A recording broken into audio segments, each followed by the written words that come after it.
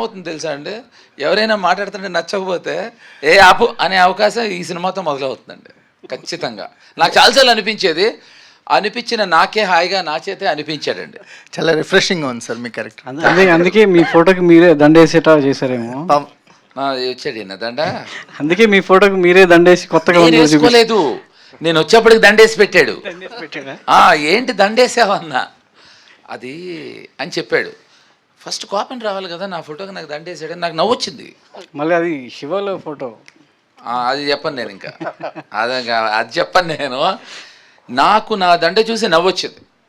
అంటే ఇప్పుడు మేమెవ్వరం కామెడీ చేసేయం, మేము కామెడీ చేసేయం, అది కామెడీ జరిగిపోతూ ఉంటుంది అలా అనమాట.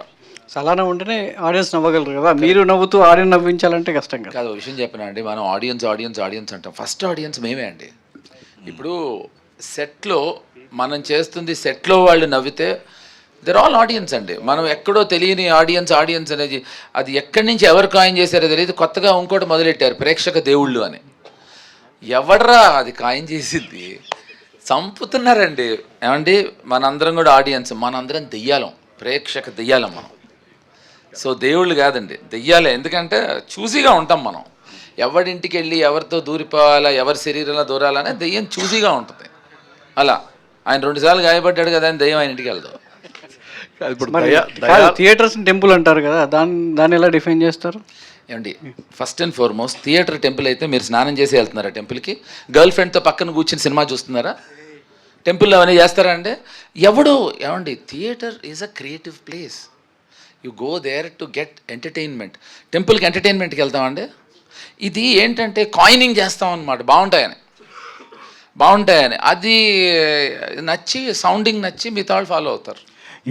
జేడి గారు, మీ టీమ్ రామ్ గోపాల్ వర్మ గారు కానీ మీరు కానీ నాట్ ఓన్లీ యాక్టర్స్, మీ టీంలో ఇంటెన్స్ రైటర్స్ ఉండేవారు. బట్ అదంతా కూడా ఇప్పుడు ఆగిపోయింది. అనురాగ్ కశ్యప్ గారు కూడా రైటర్ అనేసి యాక్టర్ అయిపోయాడు. సో అదంతా అంటే కంప్లీట్గా షట్ డౌన్ అయిపోయిన పరిస్థితి ఉంది ఆ ఇంటెన్స్ రైటింగ్ అనేది. సో అది ఆ ఫీలింగ్ అనేది ఉందా? మీరు కూడా ఒక ఇంటెన్స్ రైటింగ్ డైరెక్షన్ చేశారు కదా. కరెక్ట్ అండి. అంటే it's a very very thoughtful question. But what I'm saying is sir, ఇప్పుడు పెండి కొద్దీ రొట్టె. ఇప్పుడు సపోజ్ రేపు భాను సినిమా తీసి నాకు ఒక ఇంటెన్స్ రైటింగ్ స్టోరీ కావాలంటే, లేదా తను ఒక ఇంటెన్స్ స్టోరీ కావాలంటే probably we would come at with that. ఇప్పుడు as you know the trend is, చెప్పే కదండి, ఈ ప్రేక్షక దేవుళ్ళకి నచ్చిందని ఏదో ఒక ట్రెండ్ ఉంటే. ఇప్పుడు బాంబేలో కొత్త ట్రెండ్ ఏంటి తెలుసా మీకు? నేను పెద్ద ప్రొడ్యూసర్ మొన్న రైటర్స్కి చెప్తున్నాడు, మినిమం 3.5 hours లేకపోతే సినిమా నాకు వద్దన్నాడు. ఇదేమో ఇది ఎక్కడ కూడా రా, నిన్నటి వరకు ఏమో మాకు 2 hours 20 ఏదో లెక్క, 2 hours 24 minutes 35 seconds కన్నా ఎక్కువ ఉండకూడదని. So the whole thing is, ఇప్పుడు 4 గంటల సినిమా సూపర్ డూపర్ హిట్ అయింది కదా. So everybody things minimum 3.5 hours ఉండాలి. సో రైటింగ్ కూడా అంతే అండి. Intense writing is nothing got to do with films అండి, it is got to do with directors. ఇప్పుడు నేను రైటర్గా, ఇప్పుడు నేను రైటరే, రాము గారి సినిమాలు చాలా రాశాను.